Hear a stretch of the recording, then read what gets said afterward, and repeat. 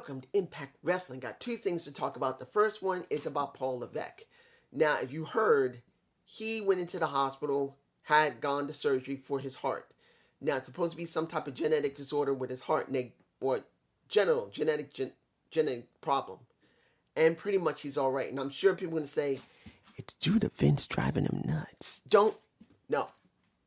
It's supposed to be some type of genetic disorder or something, like a what do they usually call it? Like there was some type of genetic malfunction in one of probably his heart, his valve or whatever. They corrected. He'll be 100% fine. He'll make a full recovery. Just leave a tweet saying, hey, I hope you get better. And the reason I say this is because he's not Vince. He's not Steph. He's not Kevin Dunn. He's not Bruce Pritchard.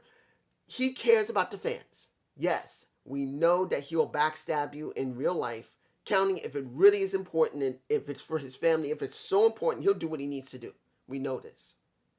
But in general, he's still a human being that has tried to be a decent person when it's not involving wrestling.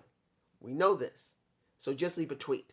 The second thing, and I know for a fact that some of my subscribers are mad about this because several of them watched JD from New York and his stream, particularly on AEW. And admittedly, I messed up twice before this because one, I was getting upset, and two, I got so upset I forgot what I was thinking about. JD with Jesse, his partner in crime. And for some reason, I always kept forgetting Jesse's name. And if they see this, Jesse, I'm sorry. I don't know why my mind kept blanking. Maybe it's because I had an aunt named Jessie. She was a little kooky. But essentially, what we got here is when it came to Wyndham Rotunda and they were talking about it, there were two things. One, they're thinking that the Dark Order is getting set up for Wyndham, which I do agree there's a very good possibility for that. But then when they were talking about the contract signings, that AEW was offering a contract, and then he said Impact Wrestling was offering, started laughing his ass off. And then Jesse was laughing as well, saying, what? Please.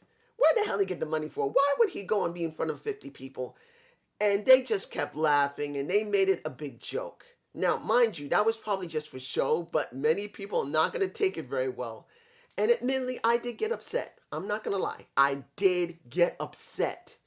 Because, look guys, I don't expect you to not be upset if you like or love Impact Wrestling. That's the truth. But they weren't lying. We know Impact Wrestling. I've known it for years. Impact has not gotten the recognition it deserved because they mismanaged themselves a lot. Either from people outside or the people internally. Like right now, as much as you guys say Impact is awesome, we know that several elements in Impact is fighting itself because they can't book to save their freaking lives. Not just because they don't have great bookers, it's because they act stupid because there's several people in there that are not really thinking about how pro wrestling is supposed to be. They're thinking about pro wrestling the way they want it to be. That individual. And I'm not saying it because I don't know who it is, but it is obvious there are two types of people in that company. Ones who understand pro wrestling and the others who want pro wrestling to go the way they want it to go. It's obvious. So seeing what they said and laughing, I won't lie, I got upset myself. Like, dude, come on. Why? You say you want pro wrestling to be better, and JD said, the forbidden door swings both ways, but it don't swing that much for Wyndham Rotunda. I don't agree with that, but I understand why they said it.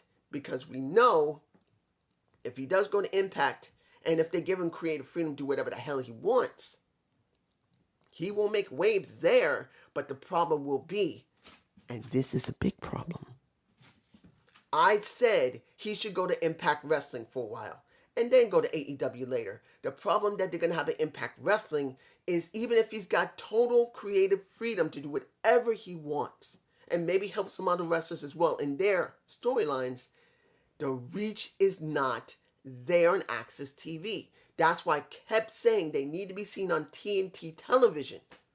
They need to be seen on TNT or TBS. It is the only way they'll get into the American market. Impact will never get into the American market through Access TV. It's just not going to happen. No matter even if they have 120 million or 100 or 50 million people through Access TV, it's not in America. And I've said this for years with you guys. Many of you don't disagree with me, but I know some of you just don't want to hear it because they'll say always internationally, Impact is more strong than anyone else that's in America other than WWE. But that don't matter. I've said it before. Who fucking cares about Impact having a reach in Africa? No matter what, they can make a huge amount of money, but if they want to break into the American market, what would that mean? You can be bigger than anyone in Africa or India, but it doesn't translate to America where they want to be. Because, like I've always said, if they're so strong in Africa, they should move their facilities to Africa and focus there because they're not getting anywhere in America. They moved to Canada a couple of times, particularly Canada had a more stronger showing, but they still moved back because that's where they want to be. I'm just saying. Now, we got through all that, and that took almost 6 minutes. I'm sorry. Impact Wrestling. What do we get? A lot of content that in some cases made no damn sense. Now, we had Tasha Steelz versus Rosemary. This was... I'm glad they're going to have the match at Victory Road where Tasha and... What is the woman's name? Evans? I keep forgetting her name.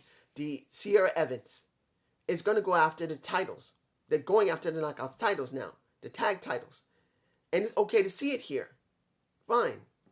Tasha Steelz, I believe, won that. Did she win? I think she did. I don't remember writing it down because I'm going like, well, I don't want to see this match. I'd rather see a brawl. That's the truth. I wanted to see a brawl. But in the end, Tasha Steelz, I did believe, won the match. I believe she did. And then they destroyed them afterward. I could be wrong because there was a couple of issues with my internet. You know sometimes you can't always catch it the way it is. There's some type of interference, which happened to me. So at the end of the match, I lost it. My guess is Tasha still won. Let me make sure. Because I did hear someone say it earlier, I believe. Tasha still won. But here's the key. Whether she won or not is not the point. They got the match. The question is going to be, what does this mean for the tag division? The Knockouts tag division has nobody in it, guys. Still not enough women in it. Still not enough. We got 3 teams. Tasha Steelz and Evans. Rosemary and Havoc.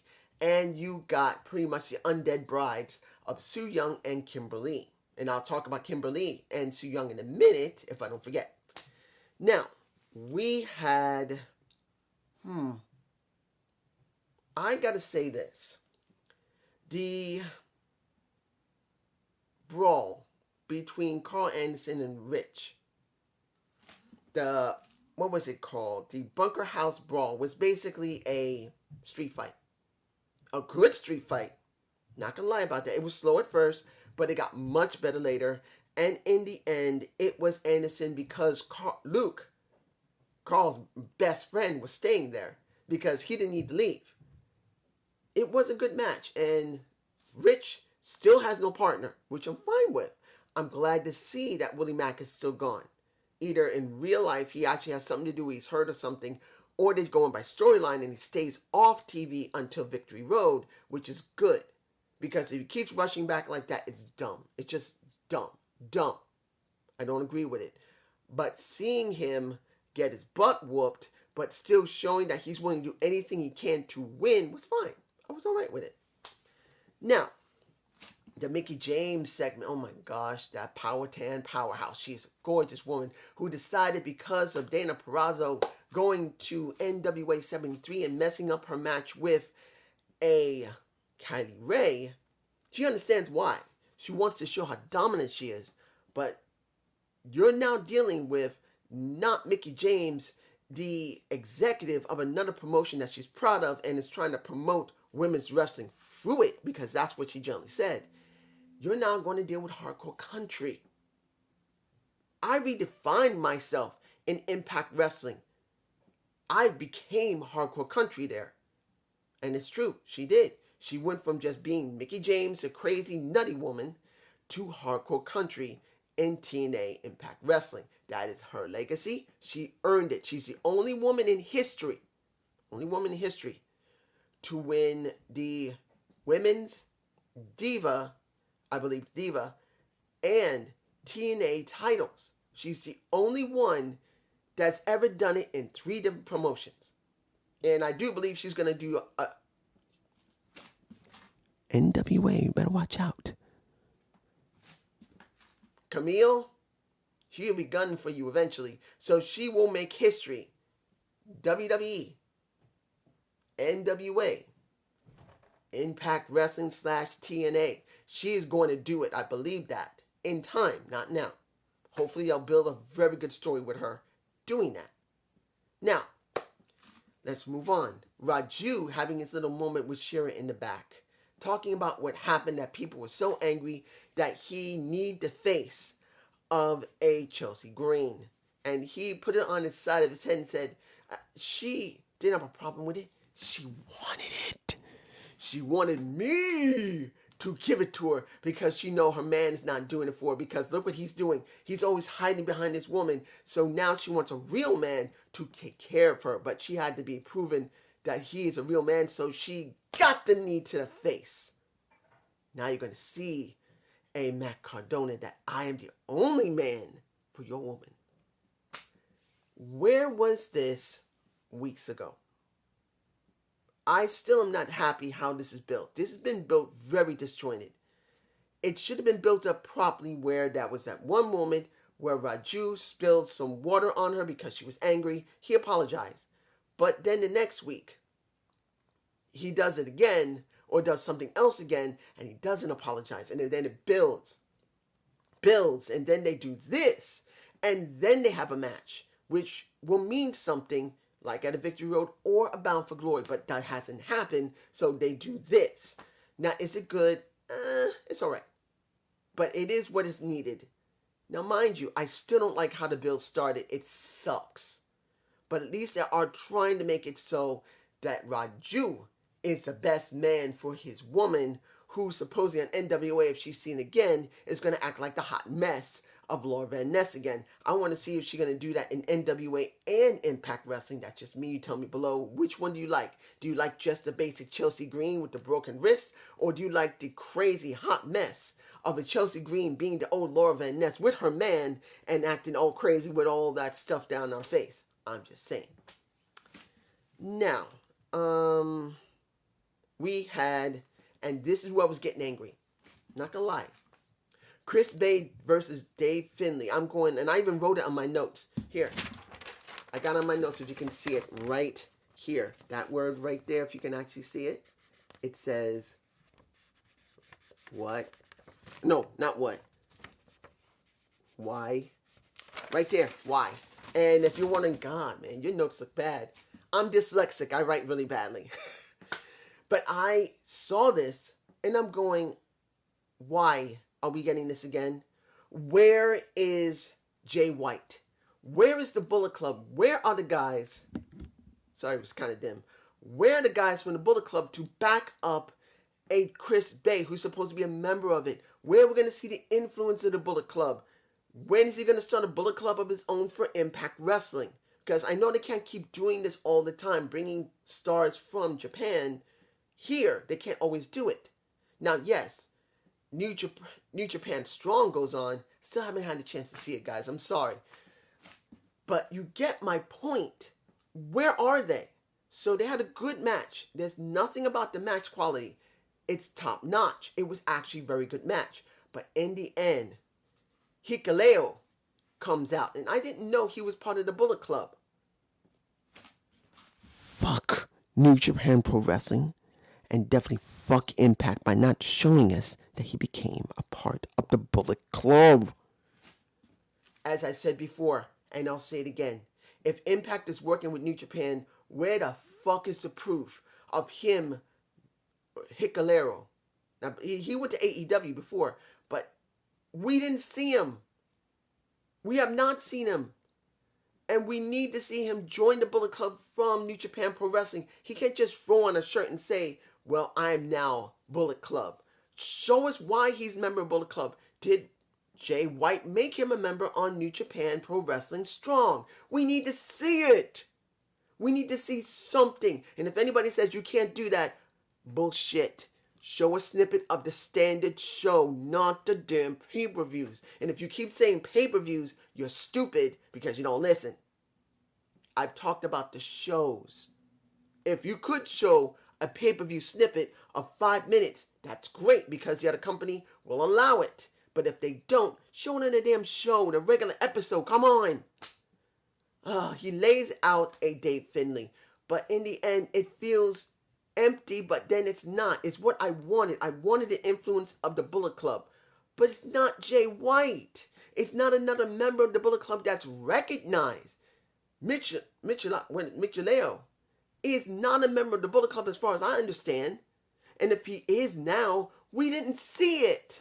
We don't see Jay White bring him in and say, this is a new member of the Bullet Club. This is, what is his name? Hikalero. He is now a member of the Bullet Club, and I'm leaving him in charge with Chris Bay. Chris Bay is doing our branch here in Impact Wrestling. He is now the leader here. I am leaving him in charge until I come back. That would make sense. That was what I want. Not this. It's like half full. I'm just saying.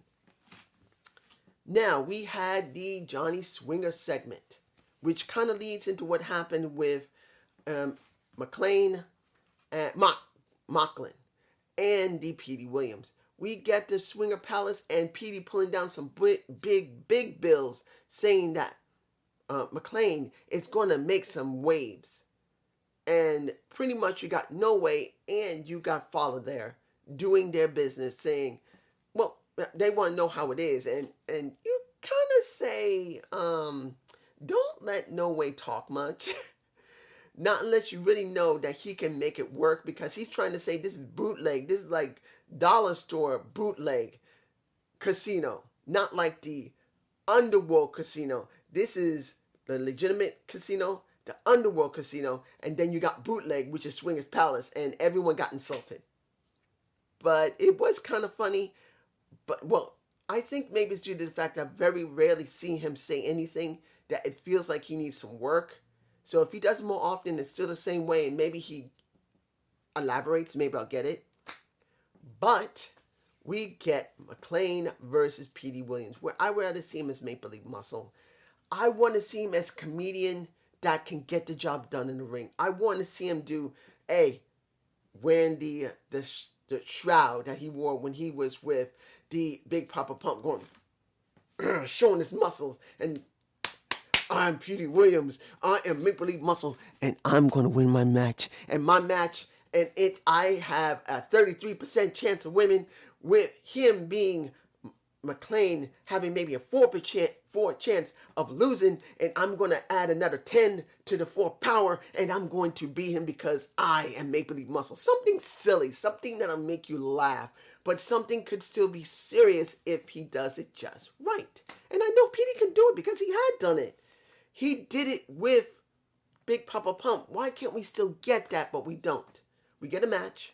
No Way Jose's conga line comes out because TJP wants to make sure he gets that money and screw over to Petey because he has a little bit of beef with him.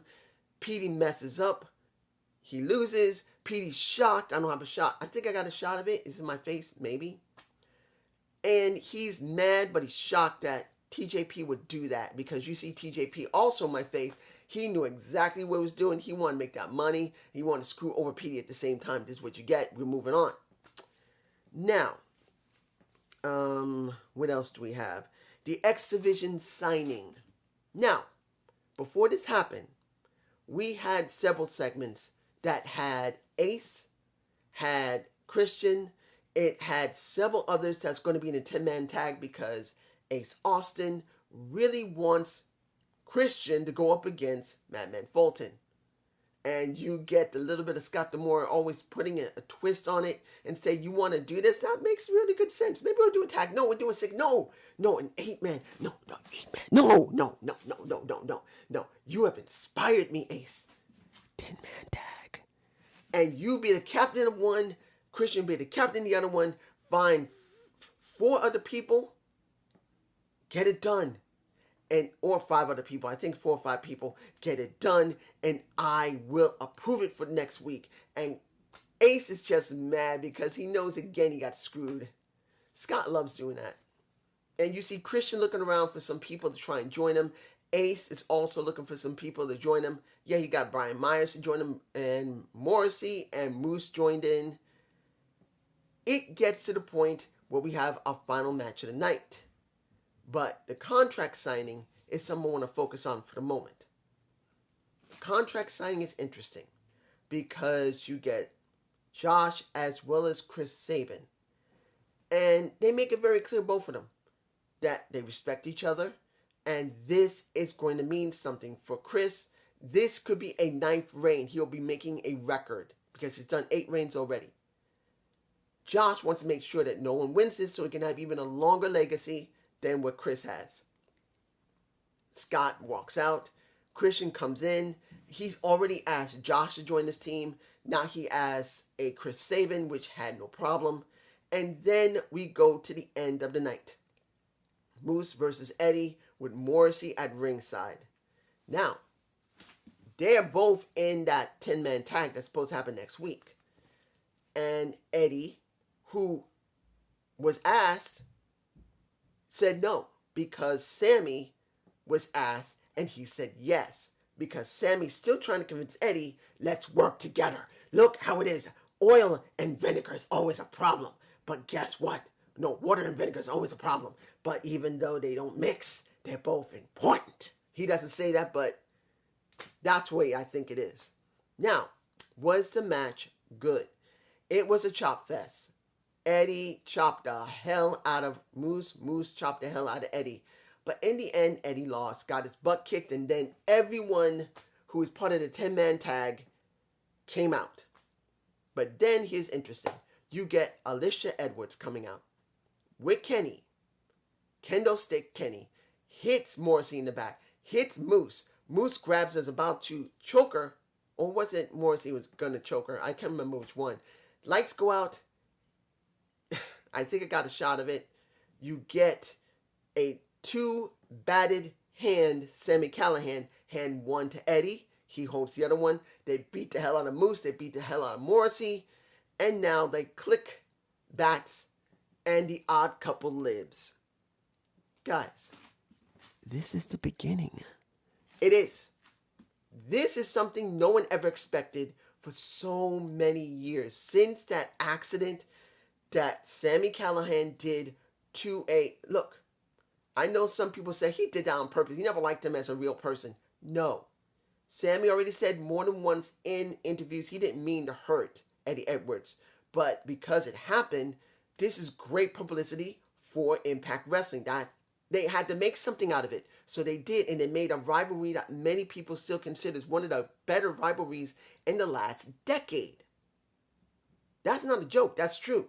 So now, at this point, after how many years it's been, 3 or 4 years of this rivalry that these two have been fighting one another, it's time for them to come together. Like the Mega Powers. Oh, yeah. They have to come together eventually. It will mean something, particularly when Bound for Glory rolls around, because you may get Moose and Morrissey versus Sami and Eddie. Now, would they be on the same page all the time? No, they're an odd couple. They're oil and vinegar. They don't generally mix, but when you put them in the right context of where they don't need to worry about mixing, in the sense of fighting one another, they'll be unstoppable. That's the way it looks, and that's the way I think it's going to be. And this is my... I still feel like Impact Wrestling's going to have issues. Because it was a good show. Had issues in it. No lie. And almost forgot. When it came to Kimberly and Su Yung, they were singing Swingers Palace. I do believe we got a shot at that. Which one of these other women are about to be and I do believe they're the same women that Su Young's used before, will join her with Kimberly as her second and see how far they're going to go. But here's the thing, guys. Taking away from that, Wyndham Rotunda is going to be a very interesting situation. There's a good possibility he will go to AEW, or he is convinced heavily to go to Impact Wrestling. They either had to pay him some really good fucking money, or they had to give him 100% creative freedom to do whatever the fuck he wants. EY, Eric Young still has some creative control of Violence by Design. We did get something with Rhino. He's been re-indoctrinated into Violence by Design.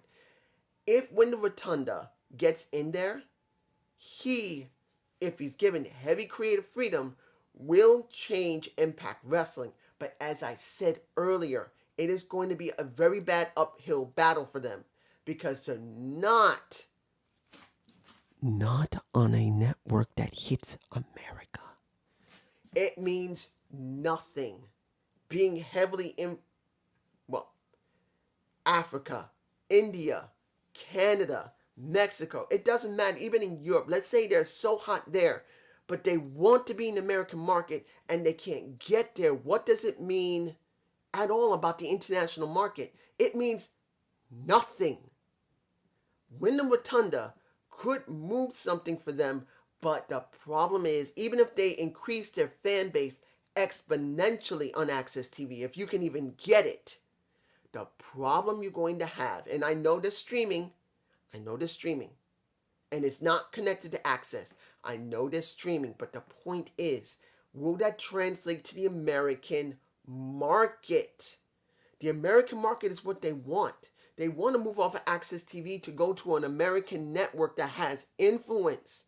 They got to be seeing more. So that means they need a forbidden door to help them. But if they're not willing to put in more people, or Tony Khan's not allowed or even wants to, they're going to have to be more creative. This is what needs to be done. If Tony Khan said to Impact Wrestling officials, hey, you want your people to come over? Fine. We're going to schedule out. And they said, no, we'll only have these certain people because they want contact with you. We'll have this, but no one else. If they did that, they're stupid motherfuckers. I'm saying it right now. They were freaking stupid to allow that to happen. By not allowing more of their wrestlers to go to AEW and double the Impact, they're stupid. That's if that happened with them. If AEW said no, and they have to be more over here than over there, and they weren't willing to do it, then it's also AEW's fault. So I blame them both. But Impact needs a strong presence in America. That's what they want. So I don't know if Wyndham Rotunda will make a mark in Impact if they were able to get him, counting on how much money they want to give him and how much creative control he's going to have.